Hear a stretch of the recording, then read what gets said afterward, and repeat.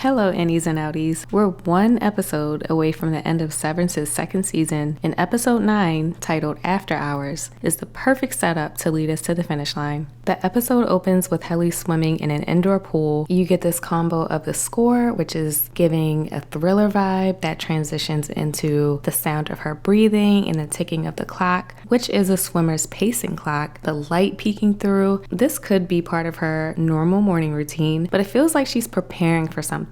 One of the themes of the show has been water, and there have been clues about a possible drowning which could lead to Gemma, so I think this may be connected to something bigger. It's a momentous day for James Egan because it is the day that Cold Harbor is due to be completed. He and Helena prepare for breakfast in what looks like their family home or James's home, and I noticed Helena dressed in what looked like something that Helly would wear. I also noticed the closed caption said Helly and not Helena, so that is something. Always watch with closed captions because it gives so much away. As she's slicing her eggs into the tiniest pieces, I noticed the plate has a photo on it, and it seems like it's depicting two women fighting over a man on it. This, of course, mirrors Gemma and Helly, or it could be Helly and Helena, essentially fighting over Innie and Outie Mark. She asks if he'll eat breakfast with her, to which he responds, "No, I'll watch," and weirdly says he wishes she would eat them raw. I had to pause here, but then I remembered Care Egan's favorite breakfast is 3 raw eggs. As she's leaving, we see a wide shot of the land and the home and a water tower with the Lumen symbol on it, which leads me to believe this home is very close to Lumen. Cold Harbor is currently at 96%, and Drummond reaches out to Milchick and reminds him the final quota was promised today and tells him to make it happen. Before that, we see Miss Wong's Wintertime Fellowship is coming to a close as she's being sent to the Gunnar Egan Empathy Center, north of Norway, to steward global reforms, and this is the first time that Gunnar Egan has been mentioned. She seems really disappointed as she says she thought she would be finishing out the quarter, and Milchick is just very dismissive. He tells her to lay her game on the table as the handbook requires a material sacrifice and forces her to smash her Kier-themed ring toss game. She used the Egan head awarded to her, the same one awarded to Cobell, to do so. As she's smashing the game and I see the swimmer breaking apart, I see the parallel between that and Helena swimming at the opening of the episode. Milchick also told her to do it again, which echoes later in the episode when Drummond tells him the same thing.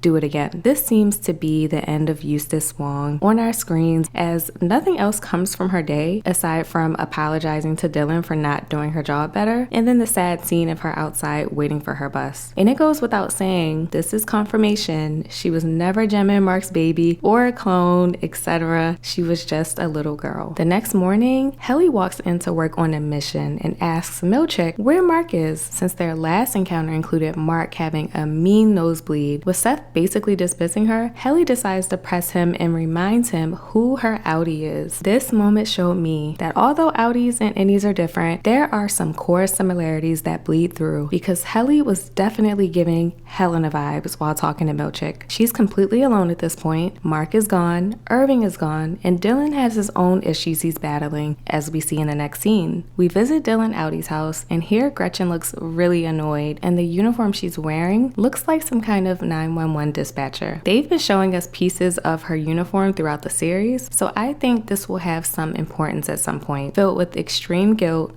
Gretchen tells him she kissed his innie. She lets him know he's been adrift, and she also says he reminds me of how you used to be. Dylan is just in disbelief, and he says, "I'm gonna go to work now to earn a paycheck to feed our children, and I'm gonna respectfully request you don't follow me there and use my own body to cheat on me. Actually, maybe I go in and quit and just end his existence." Well, it seems Gretchen didn't listen, because a few scenes later, she's back to see Innie Dylan. She lets him know she told Outie Dylan about them, and he makes a joke and says, "Well, was he glad for us? He should be, because I'm actually making you happy."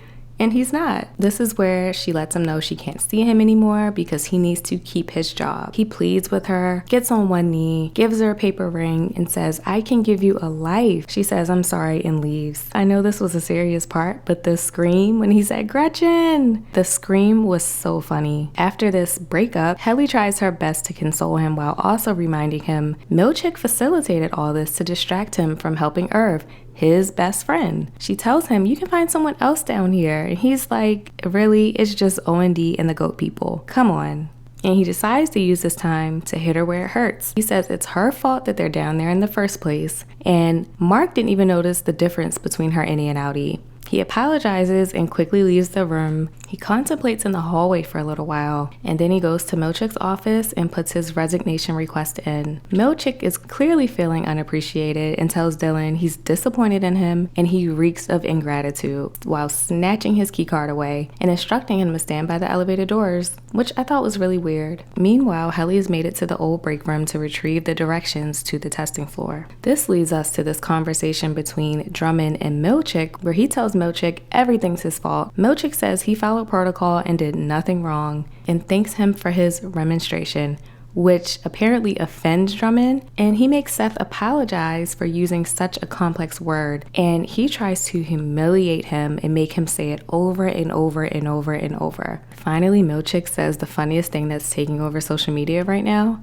devour feculence, which means eat S-H-I-T, okay? He let Drummond know, I'm the manager of the severed floor and I'm owed respect. It's your fault what's happening with Mark, not mine. This is such a pivotal moment for Milchick because he finally stood up for himself. I love this scene. Drummond was left speechless, and it's hard to tell what may come from this as far as retaliation against Seth, or if this really made him kind of respect him. Once again, the racial dynamics continue to show as Drummond tries to force Seth to dumb down his intelligence, essentially. And I'm glad that Milchick finally stood his ground, and this seems like a turning point for him. Devon and Mark are driving to meet Cobell, and he lets her know this plan is a mistake and said they cannot trust Cobell. Devon says they need Cobell. Her calling Cobell in the first place caused a lot of pushback from viewers, and I understand why. She also got on the phone and just told Cobell everything without receiving anything in return. Could have been desperation, but it seems like there's a comfort and familiar energy between Cobell and Devon, and we'll talk a little more about that later. Not too long after, Cobell arrives still in Hampton's truck to meet Mark and Devon. He addresses her as Outie Mark, and he's pretty snappy with her, which I love. She asks, "How are you?" To which he sarcastically responds, "Oh my God, so good." With Adam Scott's character typically being more witty and funny, this really shows his range here with how upset he is with her, and I think he did such a good job depicting that. And he reminds her, though they have some of the same enemies, they are not allies. Cold Harbor is brought up, and she's intentional about keeping her words limited. She said if you completed the file, Gemma's already dead. She tells him to call Milchick and call out of work, or else he'll suspect something and lock him out of the building. Devon co-signs and tells him this is how we save Gemma, and her saying that is what really convinced him. Whether Cobell can be trusted or not, she did help in at least delaying him from going to work and completing the file. He finally gives in and makes the call to Milchick, and Milchick seems a little teary-eyed as Mark said, "Isn't this what Lumen's about? Balance? I should be able to take a day. Work is just work, right, Mr. Milchick?" And it seems like this really hit home for Milchick, and he's realizing, yeah, I'm making this my entire life. Milchick makes Mark promise that he'll be in work tomorrow, and Mark agrees. We make it to the unfolding of the conversation between Helena and James Egan regarding taking care of Mr. Bailiff. We see Irv arrive at home to his dog Raider staring at something or someone, and it turns out to be Bert sitting in a chair. This spooked me a little bit. He's reading through Irving's notebooks, and one mentions a Lumen goon being responsible for multiple disappearances, so his job is revealed. Bert is tasked by the Egans to take care of their problems. When Bert suddenly says, "I need you to take a ride with me," I got chills. I thought this was the end for Irving. As Irving's driving with Bert, Bert says he never hurt people, he just drove people places, adding he didn't ask what happened to them once they got there. "Is that what today is?" Irv says, to which Bert never responds. They make it to the train station and Bert purchases a single ticket. So this is when things start becoming clear. It turns out he's actually trying to save Irv by helping him escape. The rules are he can never come back to Kier, and Bert can't know where he ends up. Irv grows worried about Bert and asks if Lumen will come after him, and this is when Bert explains why he got severed in the first place. And that was so he could be innocent again in some way. But his innocent part ended up falling in love with Irv. Irv explains he's never been loved like that as his outie, and he's never loved before. Then Bert says, "Well, now you have, so how does it feel?" And Irv says he wants to experience it. He leans into Bert until they touch foreheads and repeats, "I'm ready. I'm ready. This mirrors the moment when the two were alone in a room in season 1 and they lean in, but Irv says, I'm not ready. I'm not ready. So in this moment, Irv is making it clear he is ready. Bert tells him it's impossible and won't work. Bon voyage, buddy, with the pat. Now this seems cold in the moment, but it's a coping mechanism for him because of his feelings for Irv. You can see how much he's affected at the end when he's just sitting at the bench for a long time. Who knows if we'll ever see them together again? But this was resolution enough for me regarding their love story. As far as Irv alone, I'm still wondering how it was so easy for him to agree to these terms. But what Irv has shown me this season is he remains quiet, he's chill, and he just sits back and observes everything around him, and then he just attacks. So I definitely think he has a plan. I also wonder what this means for Bert, whether this will blow back on him, or if he has a little more power. There's still so much mystery behind him. The episode starts wrapping up as we see 3 beautiful transition shots that kind of interlock. Irv and Radar leave on the train. Dylan contemplates ending his existence and ends up on an elevator, and Miss Wong takes off on the bus to enter deeper into the Kier cult. This felt like a final send-off for these characters. We cut to Devon, Mark, and Cobell. The sun is going down, so they're ready to set their plan in motion. They load Mark into the back of the truck and cover him in the same way Harmony was covered when Hampton took her to Sissy's house. There's also a shot of the exports hall elevator ding without showing us who's in it. I initially thought it was Helly, but it seemed to match the ding of the elevator when Dylan entered. Is Dylan being sent to the testing floor to possibly be the next Gemma? Was Gretchen a part of this? It was confirmed it wasn't Helly when we saw her still sitting in MDR after hours trying to memorize the directions to the testing floor. This sets up such an amazing shot where there's a figure standing in the door behind her, out of focus, while she's in focus. Then she's out of focus and they come into focus and it's James Egan. James, what are you doing here? And so he says, my Helly, you tricked me. This can mean a few different things. Did Helena make her way back down there again? Or is he referring to the time during the OTC when she was giving that speech at the gala after talking to him in the bathroom? That's what I'm leaning more towards. Helly just says, WTF?